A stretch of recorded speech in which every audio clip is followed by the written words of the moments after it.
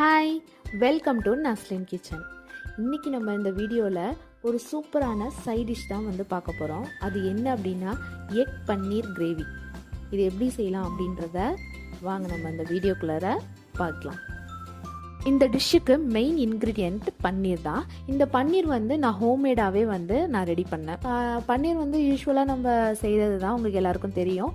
எப்படின்னா ஃபஸ்ட்டு பாத்திரத்தில் வந்துட்டு பாலை ஊற்றிட்டு பால் வந்து பொங்கி வர டைமில் வந்துட்டு அதில் லெமன் வந்துட்டு 2-3 ட்ராப்ஸ் போல் வந்து லெமன் அதில் வந்து புழிஞ்சு விட்டுட்டு அது பால் வந்து தெரிஞ்சிரும். அப்போ அந்த தெரிஞ்சதுக்கப்புறமேட்டு அது ஒரு வடிகட்டியில் வந்து வடிகட்டிட்டு நல்லா வந்து தண்ணியை விட்டு அலசிக்கணும். நார்மல் ஒரு கூல் வாட்டரில் அதை அலசிக்கிட்டோம் அப்படின்னா அந்த புளிப்பு இருக்காது அப்படின்றது மாதிரி சொல்லுவாங்க. ஸோ நம்ம வந்து அலசிட்டு நல்லா வந்து தண்ணியெல்லாம் ஒரு ஸ்பூனை வச்சு நல்லா ப்ரெஷர் பண்ணும்போது